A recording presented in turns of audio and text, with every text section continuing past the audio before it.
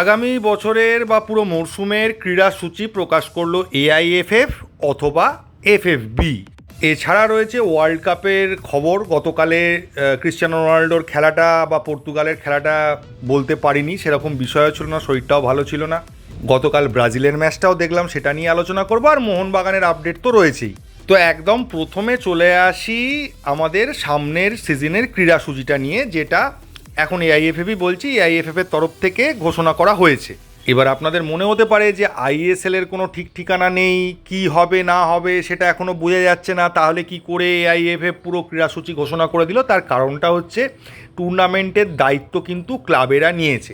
AIFF date এবং calendar ঘোষণা করে দেবে এবং ক্লাবেদের বা ক্লাব জোটের দায়িত্ব সেই ডেট অনুযায়ী টুর্নামেন্টগুলোকে অর্গানাইজ করা। তো আমি আগের একটা ভিডিওতে বলেছিলাম ডুরান্ড কাপ আগস্ট মাসে হতে পারে না, যেটা জানানো হয়েছে জুলাই মাসের, এবং 11 তারিখ থেকে সম্ভবত, আমি যদি খুব ভুল না হই, মানে ওই 11 তারিখ থেকেই ডুরান্ড কাপ শুরু হতে চলেছে, সেরকমই ঘোষণা করেছে। সুপার কাপ হওয়ার যে ব্যাপারটা বলেছিলাম যে আগে হলে আইএসএল এর আগে বা পরে তো হয় জেনারেলি, তো এবারে ওটা পরেই হবে, সুপার কাপ নয়, ওটার নাম ফেডারেশন কাপই হচ্ছে এবছর থেকে, বা সামনের বছর থেকে, এই সিজন থেকেই ফেডারেশন কাপও শুরু হতে চলেছে, সেটা আইএসএল শেষ হওয়ার পরে হবে। এছাড়া 4 সেপ্টেম্বর থেকে আইএসএল হবে, সেটা তো আগেই ঘোষণা করে দিয়েছিল।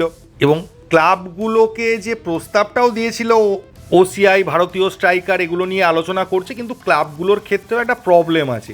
ক্লাবগুলো কিন্তু আর সব কিছু বিষয়ে এআইএফএফ এর প্রস্তাবকে অপোজ কিন্তু ক্লাবগুলো এখন করতে পারবে না। আলোচনার মাধ্যমে যদি নেগোশিয়েট করতে পারে সেটা আলাদা বিষয়। তার কারণ হচ্ছে ক্লাব জোটের শর্ত মেনে কিন্তু পুরো টুর্নামেন্টের দায়িত্ব তাদেরকে দেওয়া হয়েছে, যেটা তারা চেয়েছিল। এরপরে এআইএফএফ কয়েকটা মাত্র শর্ত দিয়েছে, সেখানে যদি ক্লাবগুলোর অসুবিধে থাকে তাহলে সেটা এআইএফএফকে জানাতে পারে, কিন্তু এআইএফএফই ডিসিশানটা নেবে যে আলটিমেটলি সেই মানে যে রিকোয়েস্টগুলো এআইএফএফ করেছে বা যে প্রস্তাবগুলো এনেছে সেগুলো থেকে তারা পিছিয়ে আসছে না, সেটাই থাকছে। আর ক্লাব জোটের কথা মেনে টুর্নামেন্টের পুরো দায়িত্ব তাদেরকে দেওয়ার ফলে বলটা কিন্তু ক্লাব জোটের কোর্টে। এরপর কিন্তু ক্লাব জোট বা ক্লাবেদের তরফ থেকে এই পারবো না, এইটা অসুবিধে হচ্ছে, ওইটা অসুবিধে হচ্ছে, এত কিছু বলতে পারবে না তারা। এআইএফএফ জিনিয়াস স্পোর্টসকেও ইনভলভ করার কথা বলেছিল, সেটা যদি ক্লাবেরা কোনোভাবে করতে পারে তাহলে একটা ভার আসার সম্ভাবনা থাকবে, না হলে টাকা খরচ করে ডাইরেক্টলি ভার আনার মতো সিচুয়েশান এই মুহূর্তে নেই। এবার যদি চলে আসি মোহনবাগানের আপডেটে, তো যতদূর খবর পাওয়া যাচ্ছে যে মোহনবাগানের যে পুরো ফুটবল অপারেশনটা, এইটার দায়িত্বটা হাবাসকে দিতে চাইছে মোহনবাগান সুপার জায়ান্ট কর্তৃপক্ষ, এবং সেটা নিয়ে হাবাসের সঙ্গে এক প্রস্ত কথাও চলছে। এবং মানে খুব অসুবিধে না হলে সেটাই হয়তো হবে, কারণ সঞ্জীব গোয়েঙ্কার সঙ্গে হাবাসের রিলেশনটা আমরা সকলেই জানি, এবং মোহনবাগান বলুন, এটিকে বলুন, তার সাথে হাবাসের রিলেশনটাও আমাদের জানা। ফলে বড়সড় কোনো প্রবলেম বা হাবাসের শারীরিক কোনো প্রবলেম না থাকলে আশা করা যায় যে হাবাসই দায়িত্ব নেবে এবং হাবাসই কোচ ঠিক করবেন, এবং কি ফুটবল অপারেশন কিভাবে চলবে, কবে থেকে প্র্যাকটিস শুরু হবে, কোথায় প্র্যাকটিস করবে, সব কিছুই কিন্তু হাবাসই ডিসাইড করবেন। এবং এক কথায় বললে পুরো ফুটবল কন্ট্রোলটাই হাবাসের হাতে সঞ্জীব গোয়েঙ্কা বা আরপিএসজি ম্যানেজমেন্ট দিতে চাইছে।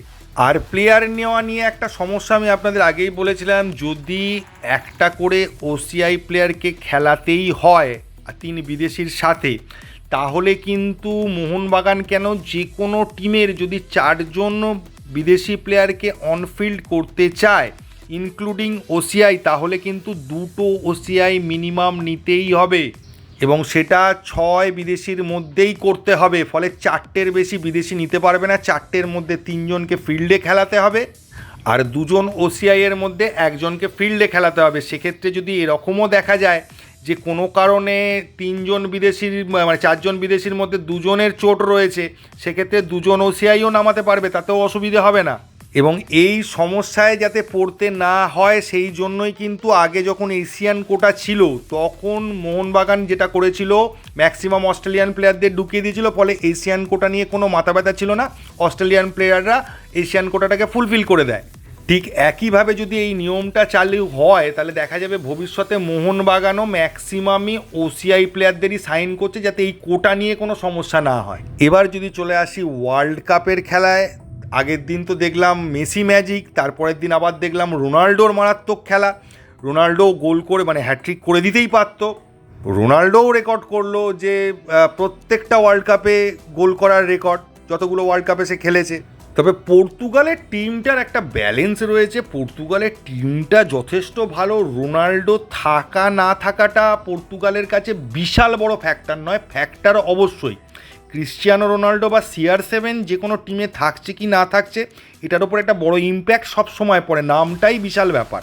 কিন্তু এখন পর্তুগাল টিমটাও এরকম যে রোনাল্ডো না থাকলে যে একদম বিভৎস অবস্থা খারাপ হয়ে যাবে সেটা নয়, কারণ ওদের টিমটা রোনাল্ডো নির্ভর নয়, যেটা আর্জেন্টিনার ক্ষেত্রে কিন্তু পুরো উল্টো, ওরা মেসি নির্ভর টিম। একইভাবে ব্রাজিলের খেলাও দেখলাম, ব্রাজিলের টিমটাও কোনো একজনের ওপর নির্ভর করে খেলে না, সবাই খেলে, ফলে ব্রাজিলের টিমটাও যথেষ্ট ভালো। প্রথম ম্যাচে ব্রাজিল যখন মরক্কোর সঙ্গে ড্র করেছিল আমি বলেছিলাম ব্রাজিল খুব ভালো খেলেছে, সকলে আমাকে অনেকেই প্রচুর সমালোচনা করেছিলেন যে কোথায় দেখলেন। আশা করি তারাও বুঝতে পারছে যে ব্রাজিল টিমটা যথেষ্ট ভালো, তারা ভালো খেলবে। অপোনেন্ট দেখে বিচার করতে হয় খেলা, একটা খেলা দেখে বিচার করা যায় না। মোহনবাগান ইস্টবেঙ্গল ম্যাচে মোহনবাগান নামবে আর ইস্টবেঙ্গলকে উড়িয়ে দেবে ডার্বিতে, এটা সবসময় হয় না, এখনকার সিচুয়েশনে তো এটা হবেই না। তো অপোনেন্ট টাফ হলে আপনি ওইভাবে খেলা দেখে বা গোল দেখে বুঝতে পারবেন না যে টিমটা ভালো খেলছে কি খারাপ খেলছে, কারণ অপোনেন্ট টিমও যখন সলিড থাকে তারা খেলাটাকে নষ্টও করে। তবে আবার বলছি, এই নকআউট রাউন্ড হওয়ার আগে এই মুহূর্তে বোঝা যাবে না কোন টিম কী অবস্থায় আছে, কারণ এক একটা গ্রুপে খুব বেশি হলে দুটো টিম থাকছে ভালো, তাও বিশাল ভালো লেভেলের দুটো টিম এক গ্রুপে পড়েনি। সেই হিসেবে যেটাকে আমরা গ্রুপ অফ ডেথ বলতাম এতদিন, সেই রকম গ্রুপ অফ ডেথ কিন্তু এবছরের ওয়ার্ল্ড কাপে পড়েনি, কারণ অনেক বেশি টিম খেলছে। তাই এক্সপেক্ট করছি নকআউট থেকে একটা ধুমধুমার খেলা আমরা দেখতে পাবো, বা একটা ভালো কোয়ালিটির খেলা তখন থেকে শুরু হবে। তবে টাইমটা ভীষণ ফ্যাক্টর হয়ে যাচ্ছে, সারা রাত জেগে যদি খেলা দেখি পরের দিনটা পুরোটা নষ্ট হয়ে যাচ্ছে, কারণ রাত্রের ঘুম আর সারাদিনে অল্প সময় ঘুম এক নয়।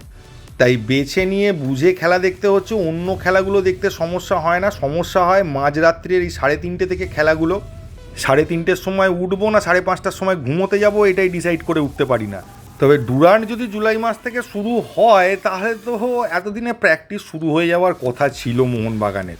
আশা করা যায় এবছর অন্তত ডুরান্ডে আবার জুনিয়র টিম খেলবে না, বা যদি ওই প্রতি বছরের মতো একই সিচুয়েশান হয় জুনিয়ররা শুরু করবে, সিনিয়ররা এসে পরে যোগ দেবে। তো দেখা যাক কি হয়। এই ভিডিওতে এইটুকুই। থ্যাংক ইউ, ধন্যবাদ এবং জয় মোহনবাগান।